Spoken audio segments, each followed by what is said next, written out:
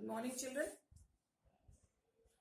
Today we'll talk about potential energy of a system of charges. Yesterday we talked about potential at a point and potential difference, and that then we found out for an electric dipole also. Now this is the next topic, that is the potential energy of a system of charges.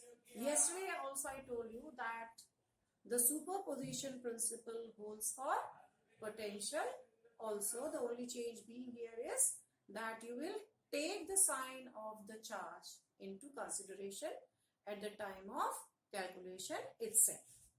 Suppose there are two charges, say Q1 and Q2. Say the distance between them is say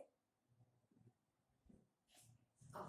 Now what is the potential energy of this system? Now we always know, or we have been doing, that whenever we are going to calculate potential energy, we find out the work done. We find out the work done. So here also we will find out the work done. Now work done in terms of potential can be written as V is equals to W upon Q. So what will be W equals to? V into Q. And what is the potential at one point due to the other, or because of one charge? It will be equal to 1 by 4 pi epsilon naught. Say due to Q1 will be Q1 upon R at point Q2. And the charge is say Q2. So the work done will be 1 by 4 pi epsilon naught Q1 Q2, and the distance between the charge 1 and 2. Because now further we will be taking more charge, we can take more charges for multiple charges also. So this you can take as distance between 1 and 2. So this will be stored as the potential energy. You can denote it by U also. It will be given by 1 by 4 pi epsilon naught Q1 Q2 upon R. This you can calculate in other terms also. How? Work is equals to force into displacement. Now here force will be electrostatic. So it will be equal to 1 by 4 pi epsilon naught Q1 Q2 upon R12, and has to be multiplied by displacement. Here it is R12. Force will be Q1 Q2 upon R square. So one of the R12 will cancel out. Again you will get 1 by 4 pi epsilon naught Q1 Q2 upon R12. So the same expression. Here you can use R12. That is the distance between 1 and 2. Suppose there are three charges, Q1, say Q2, and say Q3. The distances now I will take separately. Say this is R12, R23, R13. So what is the potential equal to now according to definition? It will be 1 by 4 pi epsilon naught Q1 Q2 upon R12 plus Q2 Q3 upon Q23 plus Q1 Q3 upon R13. This will be the potential because of this system of charges containing three charges. So this is potential energy of a system of charges. For 2 you will get this value, for 3 you will get this value, and further if you keep on increasing the charge, they will get added up like this. Clear? Now if the situation changes, the situation changes is that the charges are an external field. External means here we had only charges Q1 and Q2 and they were in the field of one another. So potential energy of a system of charges in an external field. Now suppose there is only one charge. Same formula we are going to use. V is equals to W upon Q. So W will be equal to V into Q. This is the potential at that point where potential energy is to be calculated. So this will be equal to V, say at a distance R, multiplied by the charge will give me the potential energy in an external field, where potential at a distance R in the electric field of any charge. Suppose there are two charges. Suppose there are two charges. Then in that case,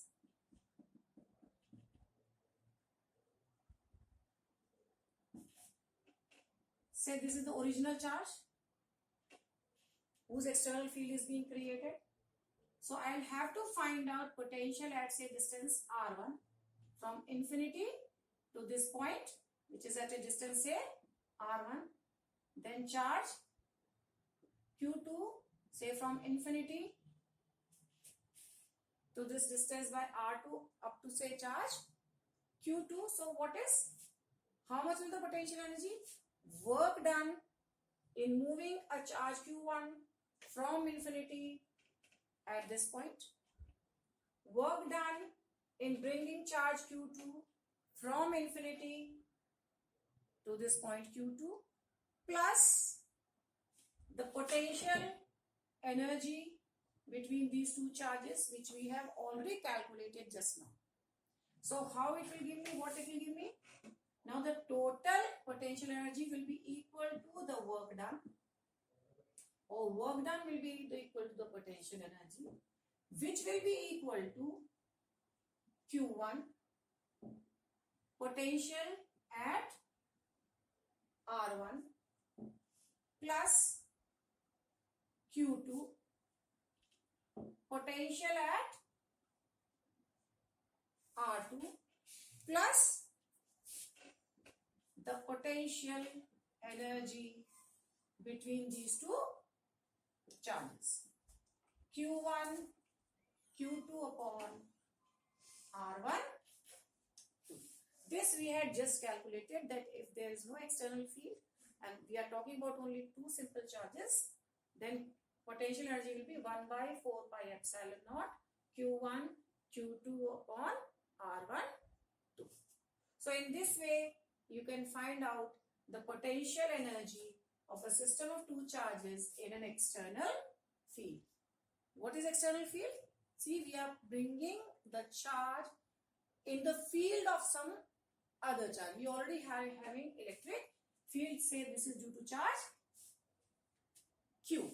Here also, if I say charge at potential due to one charge, that means only one charge is got, I can take it as Q1 for example.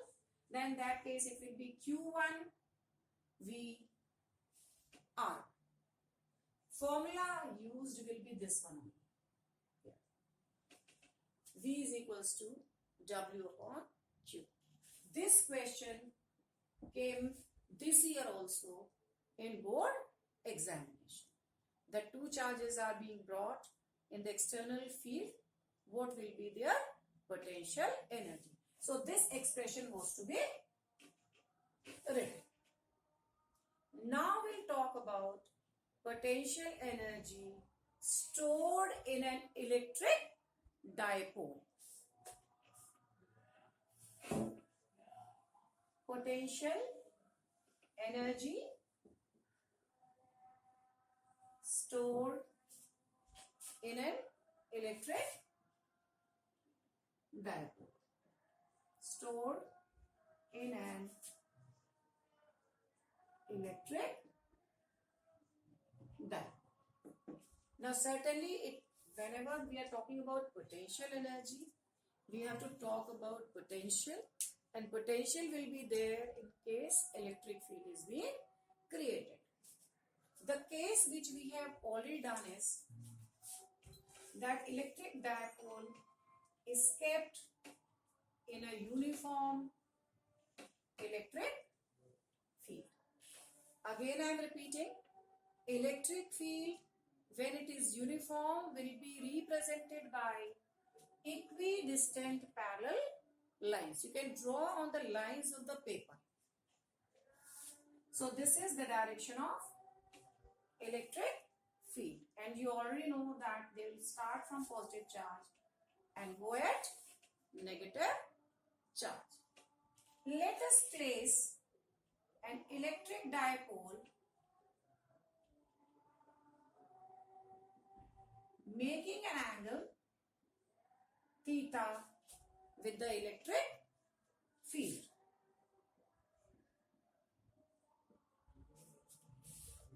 Now as we rotate this dipole in the electric field, work will be done. I'll again repeat, if I want to rotate this electric dipole in the electric field, work has to be done. You know that when the dipole lies with an angle 0, it is in a stable equilibrium. When with angle 180 degree, unstable equilibrium.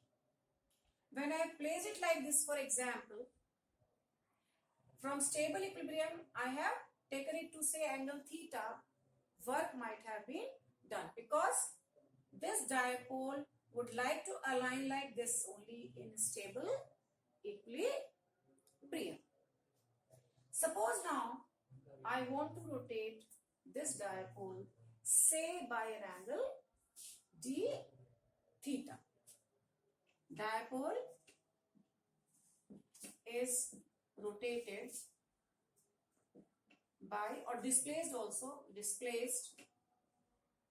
by an angle say d theta. Now how do we find out the work done? Work done is force into displacement, and work done will be stored in the electric dipole as its potential energy. See, when I rotate it by d theta, small work will be done. So the small work done will be given by tau d theta. Here, because we have already done in electric field that the net force will be 0. It is the torque which is being applicable over here, and therefore dW will be equal to torque multiplied by the angle. If angle would not have been there or rotation would not have been there, it would have been force into displacement. But now since we are considering the couple or we are dealing with a couple, so displacement will be in terms of angle. Now tau we have already calculated, that is P E sine theta d theta. This is going to give me, now I have to find out work done. Now work done will be integration PE sine theta d theta. Let the angle be changed from theta 1 to theta 2. This was a small angle, and let the limits be from theta 1 to theta 2. Now P is a constant, so I am left with sine theta d theta, theta 1 to theta.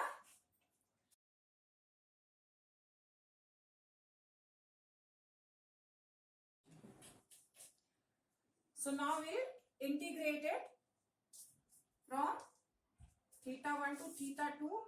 Now P is constant, sine theta d theta. See, I'll again repeat that when it is at an angle theta, torque is P sine theta. For small change in angle, we'll assume that the torque remains same.